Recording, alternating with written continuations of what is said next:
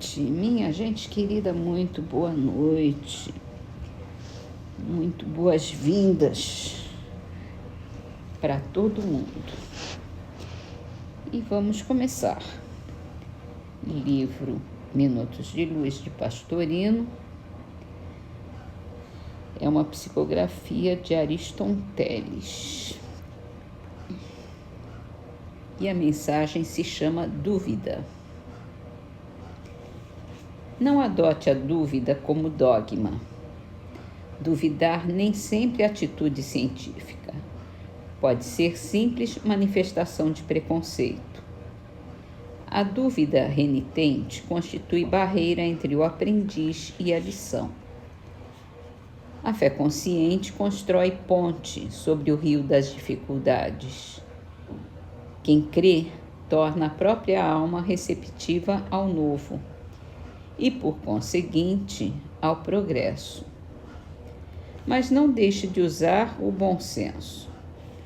As almas mais felizes não são escravas da dúvida dogmática, nem da fé cega.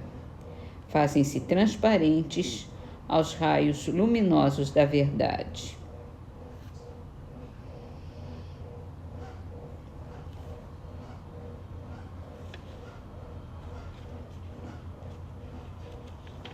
Eu acho que ele aqui quer dizer que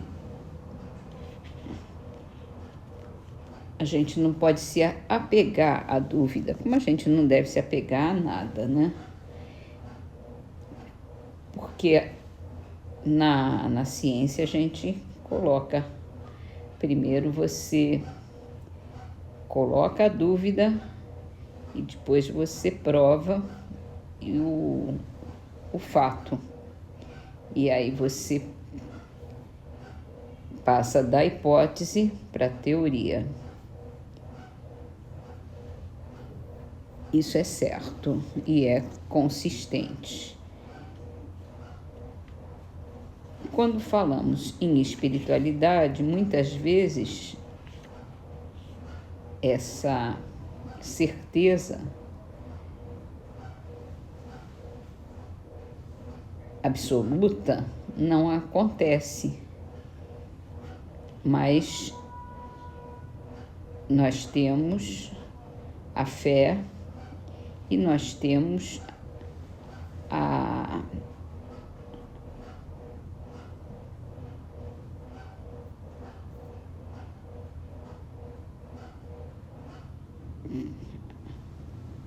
prova não científica, talvez não material, mas a prova racional das coisas. Então, você passa a acreditar porque tem lógica, faz parte do raciocínio. Então, é aqui que ele fala: usar o bom senso. Não é ter fé cega, não é acreditar em qualquer bobagem, não é acreditar em qualquer coisa que se diga. Tem que ter uma base sólida, uma base racional. E quando você dá opção para dar abertura para a fé consciente, você é capaz de aprender mais.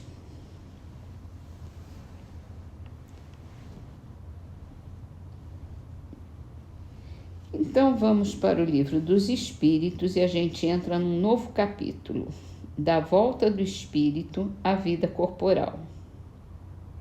A gente tinha falado da morte, né, da vida espiritual, e agora vai falar da reencarnação praticamente, volta do espírito para o corpo.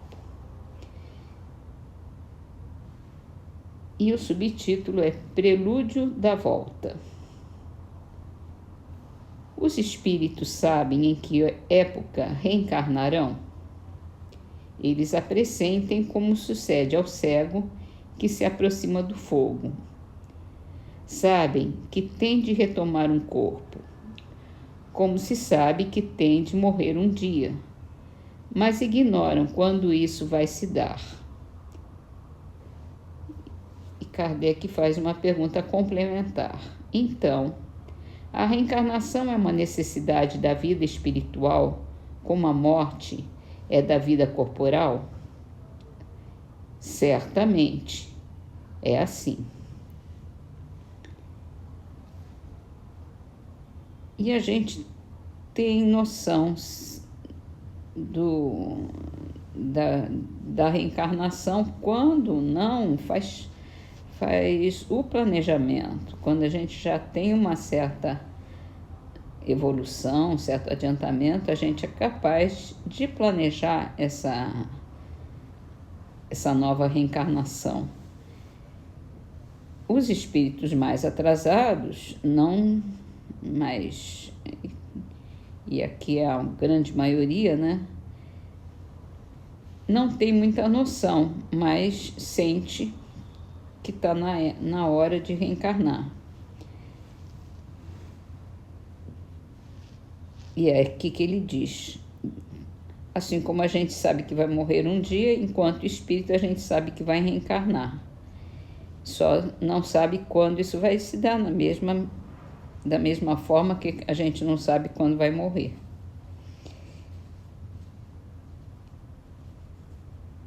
E como espírito jamais evoluído, esse desejo de reencarnar é um desejo de evolução, é um desejo de retomar os débitos e pagar as nossas dívidas com os outros, acertar as nossas contas com Deus mesmo. Muito bem, passamos então para a Gênese, e aqui começamos um novo capítulo também. E o capítulo da Gênese se chama O Bem e o Mal, no item Origem do Bem e do Mal.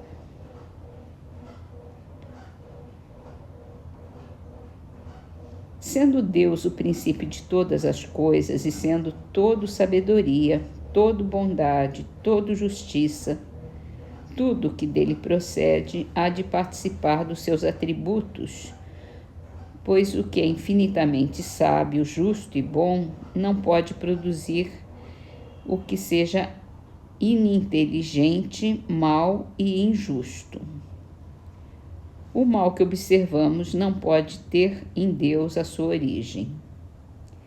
Se o mal estivesse nas atribuições de um ser especial, quer se lhe chame Arimane, quer Satanás, Arimane tem aqui uma explicação, é o senhor das trevas no zoroastrismo. Seus métodos são vis enganadores, ele corrompe os homens com desejos que os desviam da vida correta. Então, se o mal estivesse nas atribuições de um ser especial, com qualquer nome que seja, ele seria igual a Deus e, por conseguinte, tão poderoso como Deus e de toda a eternidade como ele, ou lhe seria inferior. No primeiro caso, haveria duas potências rivais, incessantemente em luta, procurando cada uma desfazer o que fizesse a outra, contrariando-se mutuamente, hipótese esta inconciliável com a unidade de vistas que se revela na estrutura do universo. No segundo caso, sendo inferior a Deus, aquele ser lhe estaria subordinado, não podendo existir por toda a eternidade como Deus. Sem ser igual a Deus, teria tido um começo. Se foi criado, só poderia ter sido criado por Deus, que então teria criado o espírito do mal, o que implicaria negação da bondade infinita. Então, temos aqui bem claro que Deus, a gente acredita em Deus, acredita em Deus como um ser soberanamente justo, bom, sábio. Ele não criaria o mal. É irracional isso, que Deus criasse o mal. Também não acreditamos num ser voltado eternamente, essencialmente para o mal. Então, para começar nesse estudo aqui do bem e do mal, a gente já chega a essa primeira conclusão. Não foi Deus que criou o mal. Deus não criaria um espírito do mal. E amanhã a gente continua falando que o mal existe e tem uma causa, e nós vamos estudar isso, porque é uma contradição que o homem vê o tempo todo na vida.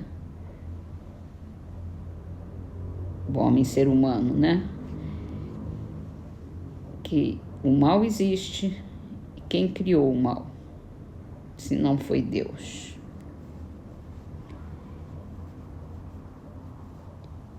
Mas isso fica para amanhã. E vamos terminar as nossas leituras com a trovinha de Toninho Bittencourt, do livro Orvalho de Luz, psicografado por Chico Xavier. E a trovinha se chama Legendas do Amor.